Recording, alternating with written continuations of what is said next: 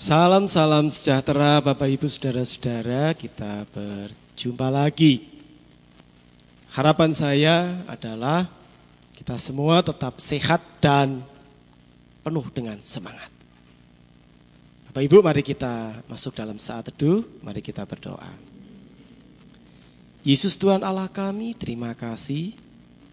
Terima kasih untuk berbagai hal yang boleh kami hadapi, boleh kami alami, yang terus meyakinkan kami bahwa Tuhan beserta dengan hidup kami. Terima kasih ya Tuhan Yesus. Dalam kasih Kristus kami berdoa dan bersyukur. Amin. Bapak Ibu Saudara-saudara yang dikasihi oleh Tuhan Yesus Kristus, pernahkah kita berdoa agar di kehidupan kita tidak muncul rasa iri hati? Mary, mungkin jarang kita meminta. Tapi kalau kita jujur mengakui sebagai manusia, rasa iri ini sering kali muncul. Dan apa yang terjadi ketika kita diliputi rasa iri? Kita pasti akan berpikir secara negatif. Sulit kita akan berpikir secara positif. Karena kita sudah diliputi oleh rasa iri. Dan kalau terus-menerus ini kita pelihara, apa yang terjadi? Ucapan kita pun juga adalah ucapan yang menghujat, ucapan yang tidak mengapresiasi. Tidak hanya ucapan, bahkan mungkin tindakan kita adalah tindakan untuk melukai dan menyingkirkan. Kejadian 37 ayat 11 akan saya bacakan Bapak Ibu. Maka iri hatilah saudara-saudaranya kepadanya, tetapi ayahnya menyimpan hal itu dalam hatinya. Kisah Yakub dan anak-anaknya.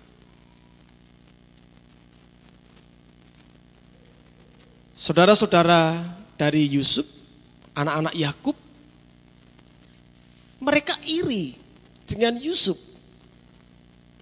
Kalau kita baca di ayat 1 sampai dengan ayat 11 ini, Yakub memang lebih mengasihi Yusuf. Dan di luar itu, mereka mendengar isi mimpi yang dialami oleh Yusuf. Bahwa mereka akan menyembah Yusuf. Bahkan tidak hanya mereka, tetapi juga ayahnya dan ibunya. Jadi itulah yang makin membuat saudara-saudara Yusuf tidak mampu lagi untuk mengendalikan emosinya.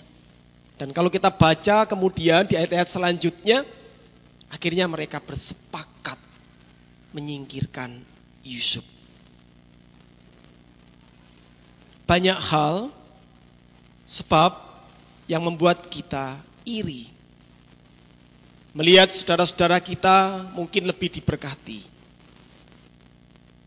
Melihat saudara-saudara kita mungkin lebih bisa menjalani hidup dengan agak santai, penuh dengan keceriaan, kegembiraan. Sementara kita merasa terus-menerus berada dalam kecemasan, kita akhirnya iri. Kita tidak senang melihat orang lain senang. Kita tidak bahagia melihat orang lain bahagia. Seringkali kita selalu merasa seharusnya